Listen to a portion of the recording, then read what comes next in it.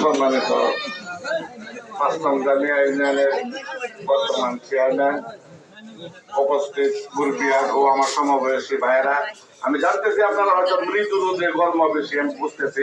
এখন একটু ধৈর্য ধরে শোনেন। আমার অতীতে যে যারা বক্তব্য রেখেছে সবাই সুন্দর বক্তব্য রেখেছে। আমি ছোট্ট কয়েকটা কথা বলবো মাদক সম্বন্ধে। মাদক এমন একটা বেদি, এটা মুরব্বী বা শিশু কিছুই খুঁজে না। গত ৩ দিন হয় মিঠামইনের যে আপনার বর্তমান বিএনপির সভাপতি, উপজেলা সভাপতি, ওনাকে যারা খুন করেছে সবাই কিন্তু হিরোইন, এমনকি ধরাও পড়েছে। কিন্তু আমরা এতটুকু না যাই। সর্বশেষ কথা হয়েছে আমাদের একটাই, এই যে মাদকটা সেবন করতেছে আমার বয়সের না, আমার চাচার বয়সেরও না, 14 থেকে 18 বছরের ছেলেরা মাদকটা সেবন করতেছে, জীবনটা ধ্বংস। কিন্তু আমি যে তার গার্জিয়ান, আমার তাকে খুঁজতে হবে বা ছেলের বাকে জিজ্ঞাসা করতে হবে তোমার ছেলে কোথায়, রাত্র কয়টা বাজে, রাত্র 10টা আর 9টার পর্যন্ত ছেলের খোঁজ দিতে হবে। কারণ 18 বছর ছেলেটা বাংলা ঘরে থাকার বয়সটা হয় নাই, মা বাবার কাছে তার ঘুমাইতে হয়। কিন্তু ঘটনাটা একটাই, মা বাপ সচেতন হতে হবে। আমার ছেলে মহের ছেলের সচেতন নষ্ট হয়ে যাবে। আমার ছেলেকে আমি যেভাবে আমি প্রতিরোধ করবো, ওদের কাছ থেকে সরাইয়া রাখবো। আমি না পারি তাকে অন্য কোথাও আমি তাকে সরাই নেব, যদি আমাদের এলাকার পরিবেশ নষ্ট হয়ে থাকে। আমাদের সবারই দায়িত্ব, শুধু যে চেয়ারম্যান আমরা যারা উদ্যোগ নিতেন তারা না, সবাই এককভাবে ঐক্যভাবে মানে শপথ করে বলতে হবে। এখন যারা আছে তাদেরকে আমরা সময় দিতেছি, সুযোগ দিতেছি যে তোমরা এখনো ভালো হয়ে যাও। আর যদি ভালো না হও, ভালো কিভাবে করতে হয় এই কমিটিটাই আমরা এখন করব। আমার কথা একটাই, গার্জিয়ান ঠিক থাকতে হবে। ছেলেকে শাসন করলে ছেলে বাচ্চা বাইরে জায়গা, এই ছেলে আমার প্রয়োজন নাই। আপনারা কি বলেন? প্রয়োজন আছে, প্রয়োজন নাই। ছেলে যদি মানুষের মতো মানুষ না করতে পারে, আমার এই ছেলের দরকার নাই।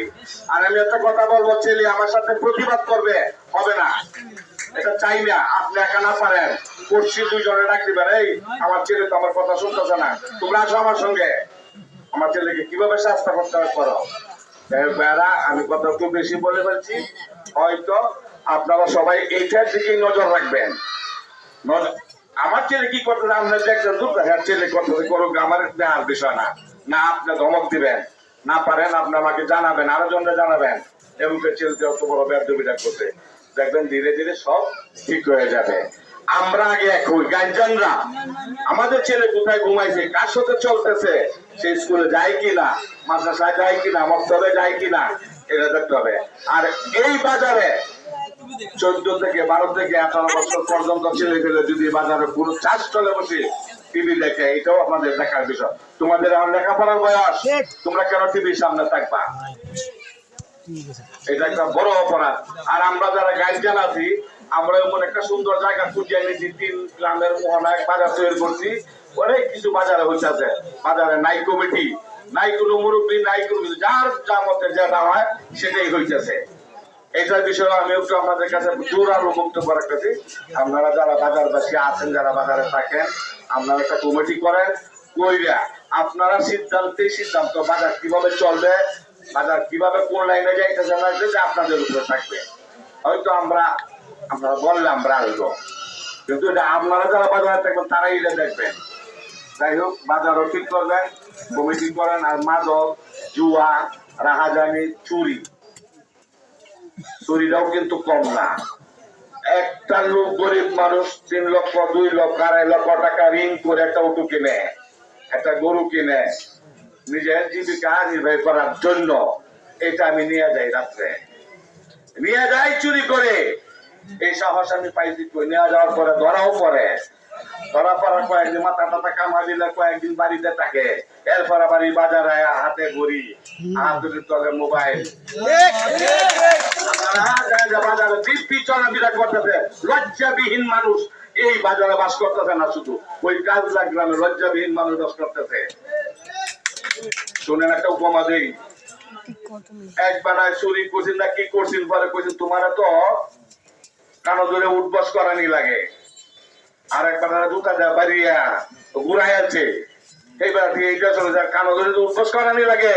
এই বেলা সফল আমার তো সব গেছে। আর জুতা দেওয়া বাড়ি এসে এবার এই বাজারে ঘুরতেছে, আপনারা কথা আমনা আমার লোকে বয়ে চা খাইতেছে, বাড়িটা ব্যাপার না, সবার লোকে মিললে মিশে থাকে। যাই হোক, এইটা আপনারা সবাই একটু নজর দিবেন। আপনারা তো নজর না দেন, আমি আপনার এক দুজনে পারা কিছু নাই, সংঘবদ্ধ ভাবে করতে হবে। 10-এর বোঝায় তেল লাঠি, এই কথাটাই মনে রাখবেন। আর আমাদের ছেলে পেলে জন্ম যতাই হোক, আমাদের কর্মটা তাদেরকে আমাদের দিতে হবে, আমরা না দিলে হবে না।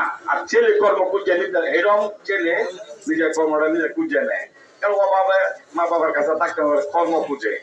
আর কিছু রাজা আর খুঁজতে দেও না দেও, এই যে 18 বছর 12 বছর ছেলেটা মাদক সেবন করে, একটা বাবা কত 300 টাকা দাম, টাকাটা করতে কেনে চুরি ছাড়া উপায় আছে, নাহলে মা বাবা রেখে ধরে রাস্তাটা মারা গিয়া গলাপ ধরে দর লাগে না, কি করবো।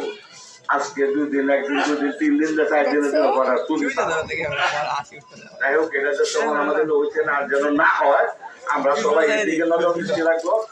সবাইকে ধন্যবাদ জানাই বক্তব্য শেষ করলাম। আসসালামু আলাইকুম।